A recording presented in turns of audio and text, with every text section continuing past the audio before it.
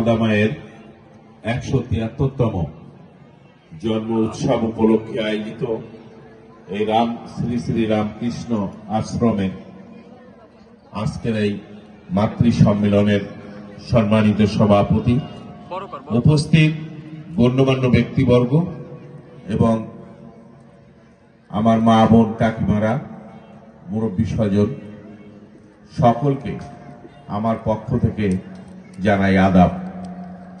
আপনারা জানেন যে আগামী জাতীয় সংসদ নির্বাচনে আমি আপনাদের এই অঞ্চল থেকে ধানের শীষ নিয়ে, বিএনপির মনোনীত প্রার্থী হয়ে ধানের শীষ নিয়ে আমি প্রতিদ্বন্দ্বিতা করব। আমি আপনাদের কাছে এসেছি, আপনাদের আশীর্বাদ চাই, আপনাদের সহযোগিতা চাই, আপনাদের ভোট চাই। পাশাপাশি আমি আপনাদের কাছে অঙ্গীকার করতে চাই, আপনাদের এই কয়রার, অবহেলিত কয়রার, বঞ্চিত কয়রার, অবহেলিত মানুষের যে উন্নয়নগুলো অসমাপ্ত রয়েছে, বাকি রয়েছে, এই উন্নয়নের বোঝাটি আমি আমার কাঁধে তুলে নিতে চাই। আমি আপনাদের কাছে ভোট চাই যেমনি, তেমনি উন্নয়নের দায়িত্ব সম্পূর্ণ আমার উপর আপনারা অর্পণ করবেন। এই অঞ্চলের উন্নয়ন আমি করতে চাই। দীর্ঘদিন ধরে অবহেলা, লাঞ্ছনার আর অবহেলিত হয়ে এই অঞ্চলের মানুষ অনেক বঞ্চনার শিকার হয়েছে। এই অঞ্চলে ভেড়িবাঁধ ভেঙে যায় বারবার। এই অঞ্চলের মানুষ বিশুদ্ধ পানি পায় না। এই অঞ্চলের মানুষ একটু গুরুত্বপূর্ণ অসুস্থ হলেই এখান থেকে খুলনায় যেতে হয়, ঢাকায় যেতে হয় ট্রিটমেন্ট করার জন্য। এখানে ভালো হাসপাতাল নাই। 50 শয্যার একটি হাসপাতাল, এই পর্যাপ্ত জনগোষ্ঠী এই হাসপাতালে ট্রিটমেন্ট করা সম্ভব নয়।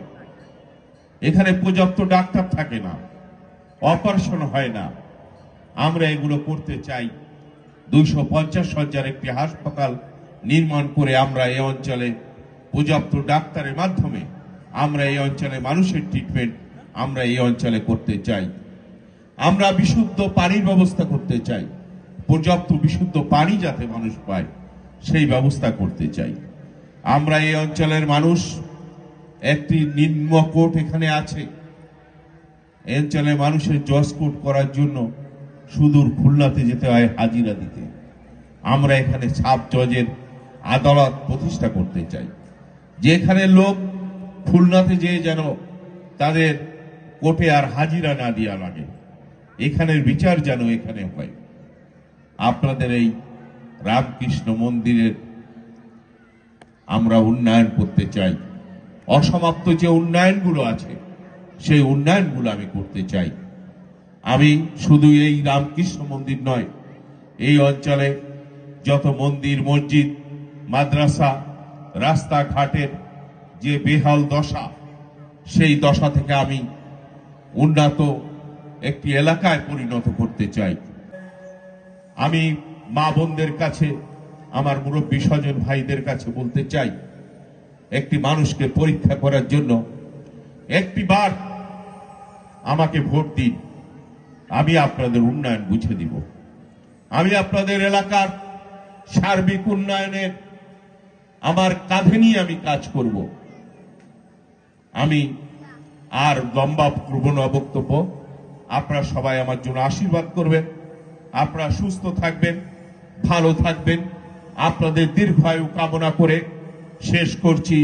ধন্যবাদ সকলকে।